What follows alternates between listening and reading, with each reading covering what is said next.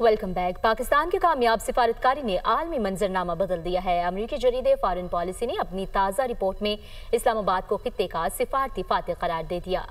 Report में एतराफ़ किया गया है कि पाकिस्तान की मौसर खारिजा पॉलिसी और अस्करी डिप्लोमेसी ने आलमी सतह पर नई जहतें मुतारिफ करा दी हैं।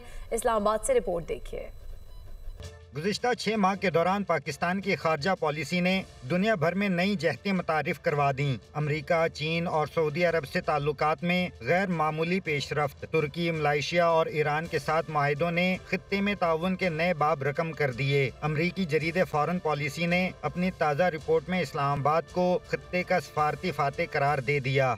फॉरेन पॉलिसी मैगजीन के मुताबिक पाकिस्तान ने अपनी मुतवाज़न सफारतकारी से न सिर्फ आलमी सतह पर एतमाद बहाल किया बल्कि खित्ते में इस्तेहकाम का नया तासुर भी पैदा किया। रिपोर्ट में कहा गया है कि सऊदी अरब के साथ स्ट्रेटेजिक दिफाई मुआहिदा पाकिस्तान की कामयाब सफारतकारी का मजहर है, जबकि इस्लामाबाद और वाशिंगटन के ताल्लुकात की बहाली ने नई दिल्ली और वाशिंगटन के रिश्तों में वाज़ेह दरार डाल दी। अमरीकी सेंटकॉम के सरबराह जनरल माइकल कोरिला ने भी पाकिस्तान की इंसदाते दहशत गर्दी ताउन को फॉरेन पॉलिसी के मुताबिक गैर मामूली और मौसर करार दिया। पाकिस्तान ने दाइश खुरासान के उस दहशतगर्द को गिरफ्तार किया जो काबुल एयरपोर्ट हमले का मास्टरमाइंड समझा जाता है, जिसके बाद अमेरिका ने इस्लामाबाद के साथ खुफिया मालूमात के तबादले में मजीद इजाफा किया।